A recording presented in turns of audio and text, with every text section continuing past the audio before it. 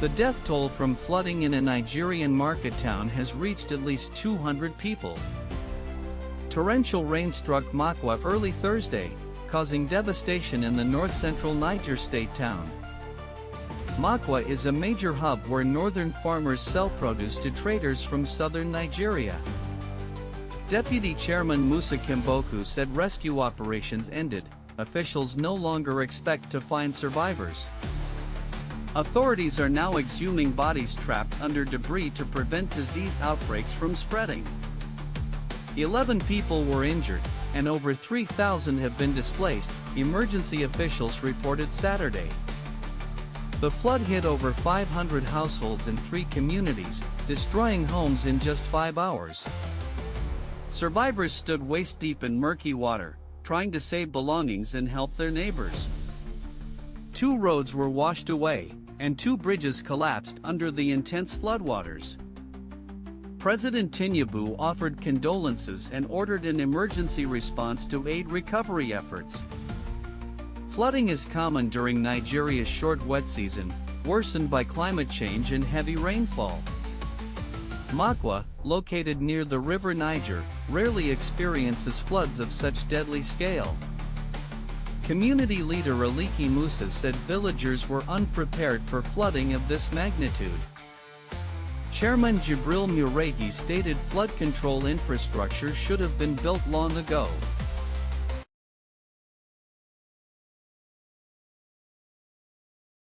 Nazi Germany once explored a strange idea, a weapon powered by the sun itself. They called it the sun gun, a massive mirror floating high above Earth. The concept came from physicist Hermann Oberth, one of Germany's early rocket pioneers. He imagined a huge mirror in space that could reflect sunlight to Earth. The goal: create intense heat strong enough to burn cities or boil oceans. The Nazis believed such a weapon might force enemies to surrender without a fight.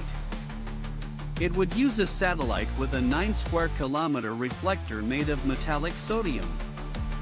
The mirror would orbit 5,100 miles above Earth, aiming sunlight like a magnifying glass.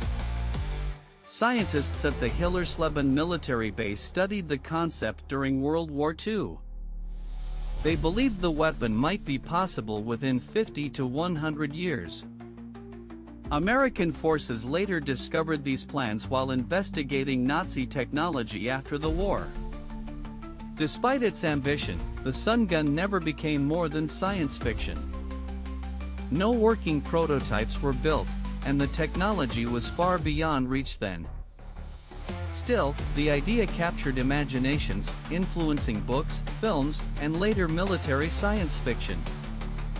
Today, we harness solar power in space, but for peaceful, not destructive, purposes.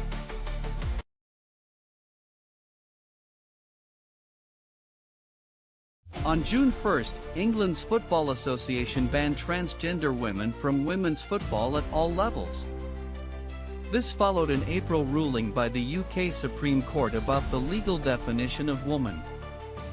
Previously, transgender women could play if they kept testosterone levels below a specific limit for 1 year.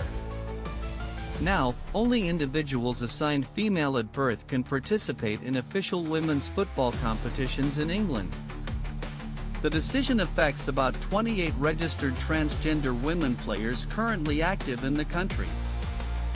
Some clubs responded by leaving FA leagues to support inclusion for trans and non-binary players. Gold Diggers FC, an inclusive London-based club, hosted a community event opposing the ban. The event, called Let the Dolls Play Tournament, drew about 100 players and celebrated diversity. Transgender women, non-binary athletes, and allies played together, showing support and solidarity on the pitch. The Football Association acknowledged the emotional toll and is offering free therapy sessions to affected players. They also suggested roles like refereeing or coaching for those no longer eligible to compete. Similar policies have appeared in other UK sports like cricket and netball, tightening eligibility rules. These moves have sparked debate about fairness, inclusion, and the future of transgender athletes in sport. Supporters of the ban say it protects competition integrity.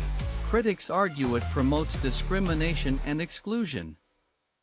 Many now question how to balance biological advantages with inclusion and respect for gender identity. The situation remains divisive, with more clubs, players, and fans speaking out on both sides.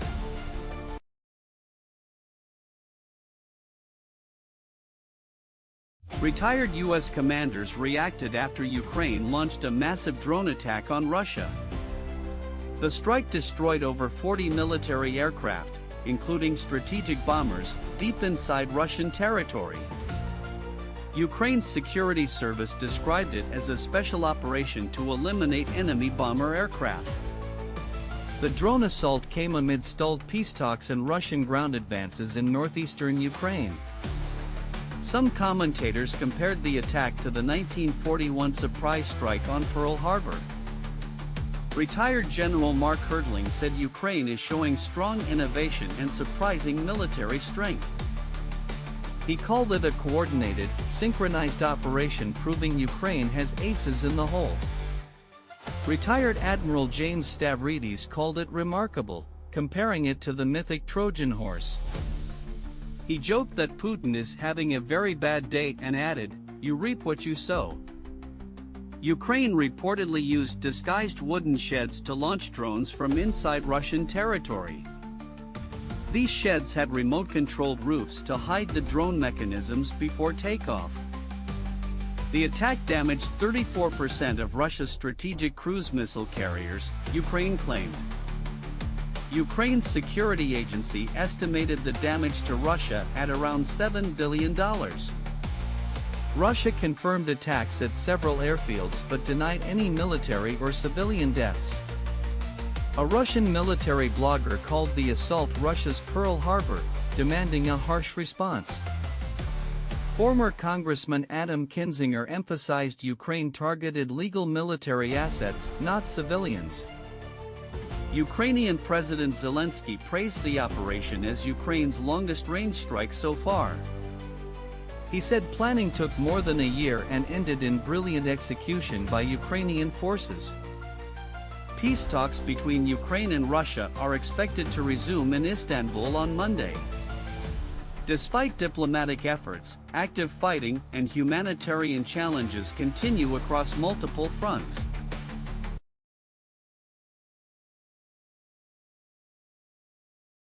Truck drivers across Iran have launched a nationwide strike, protesting high fuel prices, low wages, and poor working conditions, beginning in Bandar Abbas and spreading quickly.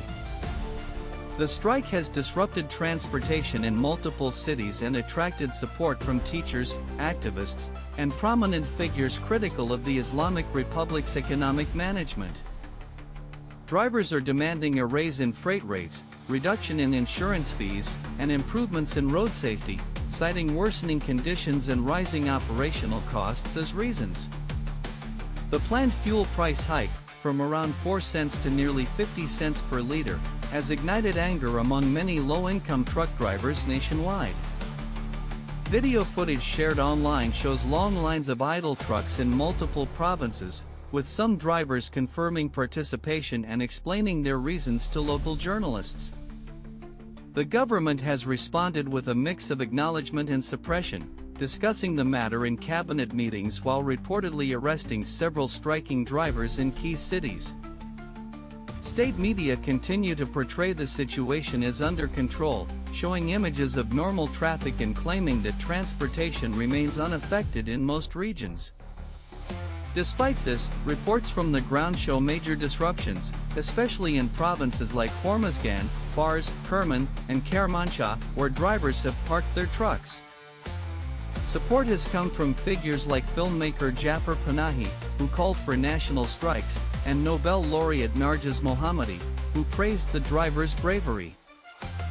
Panahi urged Iranians to protest until the government ends corruption and violence, saying the regime's leaders have stolen their happiness and sense of belonging.